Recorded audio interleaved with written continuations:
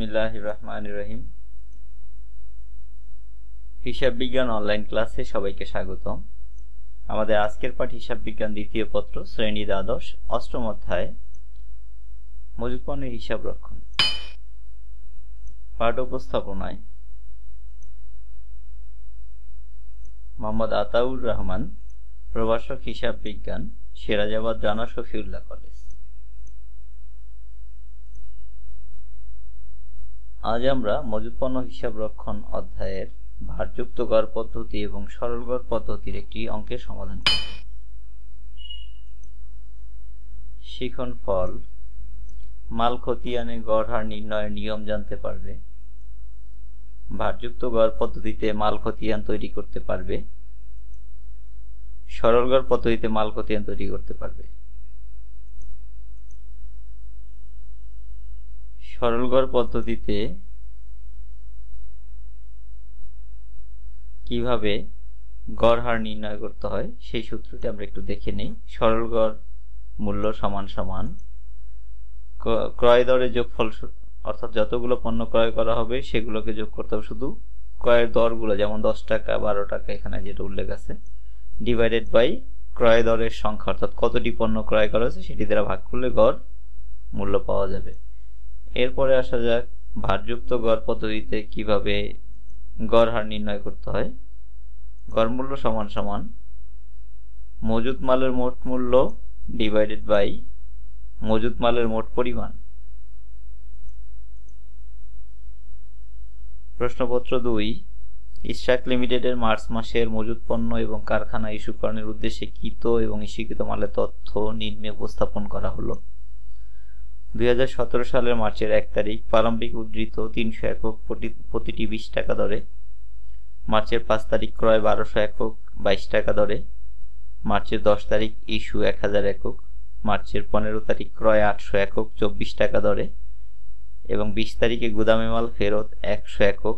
10 তারিখে যে মাল ইস্যু করা হয়েছিল সেখান থেকে 100 একক মাল ফেরত আসছে, এবং মার্চের 25 তারিখে 1200 একক ইস্যু করা হয়েছে। করণীয়তে আছে সমাপনী মজুদ মালের মোট একক নির্ণয় করো, ভারযুক্ত গড় পদ্ধতিতে মাল খতিয়ান প্রস্তুত করো এবং সরল গড় পদ্ধতিতে মাল খতিয়ান প্রস্তুত করো। প্রথমে আমরা একের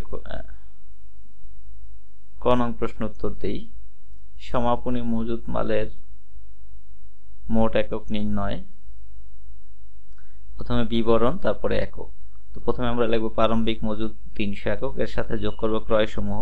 আমাদের দুইটা ক্রয় ছিল, একটা 1200 একক এবং 800 একক, তাহলে মোট ক্রয় 2000 একক। এর সাথে আমরা যোগ করব ইস্যুকৃত মাল যেটি আমরা ফেরত পেয়েছি 800 একক, সেইটা। তো এখান থেকে বাদ দিব ইস্যুকৃত মাল, অর্থাৎ যতগুলো মাল আমরা ইস্যু করেছি মোট 1000 এবং 2200 মাল ইস্যু করেছি। তাহলে 300 যোগ 2000 যোগ 800 বাদ 2200, বাদ দিলে আমাদের কাছে 200 একক সমাপনী জের থাকে, অর্থাৎ সমাপনী মজুদ মাল হচ্ছে 200 একক। এই ছিল কয়ের উত্তর। এখন আমরা চলে যাব ক্ষয়ের উত্তরে। খ হচ্ছে ভারযুক্ত গড় পদ্ধতিতে মাল খতিয়ান প্রস্তুত করতে হবে। শুরুতে ইশরাক লিমিটেডের মাল খতিয়ান ভারযুক্ত গড় পদ্ধতি, এদিকে মালের বিবরণ, কোড নাম্বার, বিন নাম্বার, এদিকে সর্বোচ্চ মাত্রা, সর্বনিম্ন মাত্রা এবং পুনঃফরমায়েশ মাত্রা। এখন আমরা একটি ছকের সাহায্যে এটিকে করব। আমরা প্রথমে লিখব তারিখ, তারপরে বিবরণ, তারপরে প্রাপ্তি বা ক্রয়, তারপরে ইস্যু, তারপরে জের বা ব্যালেন্স। এখন মার্চের 1 তারিখে প্রারম্ভিক হচ্ছে 300 একক, এটা আমরা এককের অর্থাৎ ব্যালেন্সের ঘরে লিখব। 300 একক 20 টাকা দরে 6000 টাকা। এরপর মার্চের 5 তারিখে আমরা 1200 একক পণ্য ক্রয় করেছি, 1200 একক 22 টাকা দরে ক্রয় করেছি 26800 টাকা। পণ্য ক্রয় করলে আমরা প্রথমে যে ব্যালেন্স ছিল তার সাথে এককটাকে যোগ করব, তাহলে 300 যোগ 1200 সমান 1500 একক। এরপর আমরা টাকায় টাকায় যোগ করব, মূল্যে মূল্যে যোগ করব। 6000 যোগ 26400 সমান সমান 32400। এখন যেটা করতে হবে সেটা হচ্ছে এই 32400 কে আমরা এই 1500 দ্বারা ভাগ করব। যেহেতু মূল্য দ্বারা একককে ভাগ করব, তাইলে আমরা হার পেয়ে যাব, অর্থাৎ 32400 ভাগ 1500 সমান সমান 21 টাকা 61 পয়সা হচ্ছে আমাদের ভারযুক্ত গড় হার। এরপরে মার্চের 10 তারিখে 1000 পণ্য ইস্যু করা হয়েছে, তাহলে 1000 পণ্য আমরা ইস্যু ঘরে লিখব। এরপরে হার লিখব যে আগের যে হারটা বের করেছি 21 টাকা 61 পয়সা, এতে করে আমাদের 21600 টাকা আসে। এখন যে কাজ করতে হবে, ইস্যু করার সময় আমরা আবার আগের ব্যালেন্সের একক থেকে ইস্যুকৃত ব্যালেন্স বাদ দিয়ে দিব। তাহলে 1500 থেকে 1000 একক ইস্যু বাদ দিলে থাকে 500। এরপর আমরা আবার টাকা থেকে টাকা বাদ দিব, অর্থাৎ মূল্য থেকে মূল্য বাদ। 32,400 থেকে 21,400 বাদ দিয়ে দিলে 10,800 থাকে, আর আমাদের হার আগেরটাই থাকে। মনে রাখতে হবে পণ্য ক্রয় করলে হার পরিবর্তন হয়, এছাড়া হার পরিবর্তন হয় না। যেখানে ইস্যু করা হয়েছে তাহলে হারের কোনো পরিবর্তন হবে না, আগের হারটাই থাকবে। মার্চের 15 তারিখে ক্রয় 800 একক, তাহলে 800 একক 24 টাকা ধরে 19,200। এখন আমরা একক একক যোগ করব ক্রয় করার কারণে, 500 একক এবং 800 একক করে আমাদের নতুন ব্যালেন্স দ্বারা 1300 একক। আবার মূল্যে মূল্যে যোগ করব, 10,800 যোগ 19,200 সমান 30,000 টাকা। আর আমরা জানি পণ্য ক্রয় করলে হার নির্ণয় করতে হয়, তাহলে হার নির্ণয় করার জন্য আমরা আবার করব কি, এই যে মূল্যটা আছে 30,000, এটাকে 1300 দ্বারা ভাগ করলে আমরা 23 টাকা 8 পয়সা পেয়ে যাব আমাদের নতুন হার, অর্থাৎ ক্রয় করলে হার পরিবর্তন হয়ে যায়।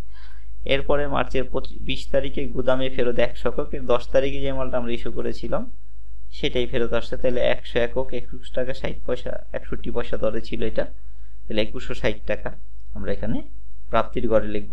এখন আবার আমরা ব্যালেন্সটা বাড়ায় দিব, 1300 যোগ 100 সমান 1400। আবার মূল্যে মূল্যে যোগ করে দিব, 30,000 টাকা প্লাস 2160 টাকা, মোট 32,160 টাকা। এখন আবার কি করব, যেহেতু আমরা পাইলাম মাল পাইলে আবার রেট নির্ণয় করতে হবে, তাহলে 32,160 কে ভাগ করতে হবে 1400 দিয়ে, তাহলে নতুন করে আমরা হার পাবো 22 টাকা 97 পয়সা। এরপর মার্চের 25 তারিখে 12 ইস্যু করা হয়েছে। ইস্যু করলে আমরা এটা ইস্যুর এককের ঘরে লিখবো, আর হারটা আগের দিনেরটাই লিখবো। যেহেতু ইস্যু করলে হার পরিবর্তন হয় না, পূর্বের হারটা বসায় আমরা এটার মূল্য নির্ধারণ করলাম 27,575 টাকা। এখন ইস্যু করার কারণে আমাদের মজুদ কমে যাবে, তাহলে 1400 থেকে 1200 বাদ দিলে 200 একক হবে, এবং এই মূল্য থেকে এই মূল্য বাদ দিতে হবে। 32,160 থেকে 27,575 বাদ দিলে 4,595 টাকা আমাদের মূল্য থাকে। আচ্ছা, আর হার নতুন করে বের করার প্রয়োজন নেই, কারণ এখানে ইস্যু করা হয়েছে। ক্রয় করলে বা প্রাপ্তি হলে হার পরিবর্তন হলে হার পরিবর্তন হয় না। এখন আমরা যে কাজটা করবো সেটা হচ্ছে এককগুলো যোগ করব 2100 একক, এবং মূল্যগুলো যোগ করব 47,760 টাকা। এটা হচ্ছে আমাদের প্রাপ্তি বা ক্রয়ের মূল্য। এরপরে ইস্যু একক হচ্ছে 2200 একক, এবং তার মূল্য হচ্ছে 49,175। আর ব্যালেন্সের ঘরে শুধু লাস্টেরটা লিখবো 200 একক 4,595 টাকা। এই ছিল ভারযুক্ত গড় পদ্ধতির অঙ্ক। এখন আমরা চলে যাব গয়ের প্রশ্নের উত্তরে। গতে বলা হয়েছে ইশরাক লিমিটেডের সরল গড় পদ্ধতিতে মাল খতিয়ান প্রস্তুত করতে হবে। তাহলে আমরা যথারীতি ছকটা নিলাম। মার্চের 1 তারিখে প্রারম্ভিক জের 300 একক, 300 গুণ 20 সমান 6,000 টাকা। এরপর মার্চের 5 তারিখে ক্রয় 1200 একক, আমরা 1200 একক 22 টাকা দরে ক্রয় করছি, 26,400 টাকা থাকে। এখন আমরা যেই কাজটা করব সেটা হচ্ছে পণ্য ক্রয় কারণে একক বেড়ে যাবে, তাহলে পূর্বের এককের সাথে 1200 যোগ করলে 1500 একক, এবং মূল্যের সাথে মূল্য যোগ করতে হবে। 6,000 এর সাথে এই 26,400 যোগ করলে 32,400 টাকা। এখানে মজার ব্যাপার হচ্ছে এখানে প্রতিদিন হার নির্ণয় করার প্রয়োজন নাই। আচ্ছা, এখন চলে যাই আমরা 10 তারিখে ইস্যু 1000 একক। 1000 একক আমরা ইস্যু করলাম 1000 একক, কিন্তু মূল্য দেয়া ছিল না। ইস্যু করার ক্ষেত্রে সরল গড়ে হারটা নির্ণয় করে নিতে হবে। এখন আমরা হারটা নির্ণয় করে নিব। এই যে আমরা 21 টাকা আসলে কিভাবে পাইলাম সেটা একটু দেখব। সেটা হচ্ছে আমাদের কাছে কয়টা মাল আছে, 2টা মাল আছে, মজুদের মাল এবং ক্রয়ের মাল। মজুদ মালটা কত করে ছিল 20 টাকা, আর ক্রয়কৃত মালের রেট কত ছিল 22 টাকা। তাহলে 20 টাকা এবং 22 টাকাকে যোগ করলাম, তাহলে আমরা পাইলাম কত 42 টাকা। এখানে 2টা দর আছে, তাই 2 দিয়ে ভাগ করলে 21 টাকা হবে আমাদের হার, অর্থাৎ হারগুলোর যোগফলকে আমরা সংখ্যা দ্বারা ভাগ করব। তাহলে হার ছিল 20 টাকা এবং 22 টাকা, এটাকে যদি আমি 2 দ্বারা ভাগ করি তাহলে 21 টাকা আসে। 2 দ্বারা কেন ভাগ করলাম, কারণ এখানে 2টা হার আছে, 20 টাকা একটা হার, 22 টাকা একটা হার। ওকে, এভাবে 21 টাকা আসবে, তাহলে 21,000 টাকা। এখন আমরা কি করব, এই 1500 একক থেকে ইস্যু এককটা বাদ দিয়ে দিলে 500 একক থাকবে, এবং 32,400 থেকে 21,000 বাদ দিলে 11,400 টাকা থাকবে। এরপর আবার মার্চের 15 তারিখে আমরা 800 একক মাল ক্রয় করলাম। 800 একক 24 টাকা করে 19,200 টাকা। যথারীতি একক বেড়ে যাবে, তাহলে 5,000 এর সাথে 800 যোগ করলে 1300 একক, এবং এই 11,400 এর সাথে 19,200 যোগ করলে 30,600 টাকা। এরপরে মার্চের 20 তারিখে গুদামে মাল ফেরত আসছে 100 একক। এটা হচ্ছে ওই যে আমরা যে 10 তারিখ ইস্যু করেছিলাম সেই রেটেই আমরা এটা করব। তো 10 তারিখের 100 এককের দাম ছিল কত করে 21 টাকা করে, তাহলে 21 টাকা দ্বারা গুণ করে আমরা 2100 টাকা নির্ণয় করব। এখন আমরা যেহেতু মাল ফেরত আসলো, এতে করে মজুদ বেড়ে যাবে। তাহলে মজুদ ছিল আগে 1300, আরো 100 বাড়লো, মোট 1400। আর মূল্য ছিল 30,600, এখন আরো 2100 টাকা, তাহলে 32,700 টাকা মূল্য দাঁড়ায়। এরপর মার্চের 25 তারিখে আমরা 1200 পণ্য ইস্যু করেছি। তো ইস্যু করার ক্ষেত্রে হার দরকার হয়, তাহলে আমরা হার নির্ণয় করে নিব। আমরা আগে ইস্যু ঘরে দেখি, আমরা 1200 একক লিখলাম। এখন আমাদের কাছে এই হারটা নাই, এই হারটা আমরা কিভাবে বের করব? সেটার জন্য আমরা চলে যাব, আমাদের কাছে কয়টা কেনা মাল আছে। আমাদের কাছে মাল আছে 20 টাকা দামের, 22 টাকা দামের এবং 24 টাকা দামের।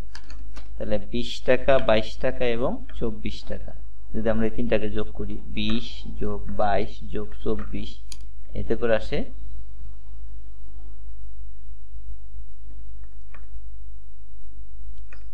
আমাদের কাছে মাল আছে 3টা, এই ভিতরতে 300 তো এখানে বিক্রি করে দিয়েছিলাম। আমাদের কাছে মাল আছে 22 টাকা, 24 টাকা এবং 21 টাকা। তাহলে 22 যোগ 24 যোগ 21, এতে করে 67কে 3 দ্বারা ভাগ করলে 22 টাকা 34 পয়সা। তাহলে এই যে 22 টাকা 34 পয়সা আসবে, অর্থাৎ এই তিনটা রেটের যোগফল 22, 24 এবং 21-এর যোগফলকে, যেহেতু 3টা হার আছে, 3 দ্বারা ভাগ করলে 22 টাকা 34 পয়সা হয়। এখন প্রশ্ন জাগতে পারে যে এই 20 টাকা হারটা কেন নিল না? এই 20 টাকা হার মালটা আগে ইস্যু করা হয়ে গেছে, এই 1000-এর ভিতরে ওই 20 টাকার মাল চলে গেছে আগে, যে কারণে ওইটা নেওয়া লাগবে না। আমরা শুধু 22, 24 এবং 21 এই তিনটা নিয়ে গড় করব। গড় করলে 22 টাকা 34 পয়সা, এতে করে মূল্য হয় 26,800 টাকা।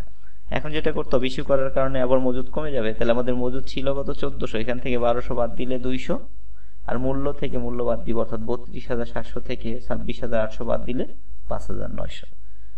এভাবে আমরা ইস্যুটা লিপিবদ্ধ করলাম। এখন আমরা লাস্টে যে কাজটা করবো সেটা হচ্ছে প্রাপ্তির এককগুলো যোগ করলে 2100, প্রাপ্তির মূল্য যোগ করলে 47,700, ইস্যুর একক যোগ করলে 2200, ইস্যু মূল্য যোগ করলে 47,800, আর ব্যালেন্সের ঘরে তো শুধু লাস্টেরটা নিতে হবে, 200 একক 5,900 টাকা। এ ছিল আমাদের আজকের ক্লাস। নিজে নিরাপদ থাকুন, অন্যকে নিরাপদ রাখতে সহায়তা করুন, মনোযোগ সহকারে পড়াশোনা করুন। লেকচারটি শেষ পর্যন্ত দেখার জন্য সকলকে ধন্যবাদ।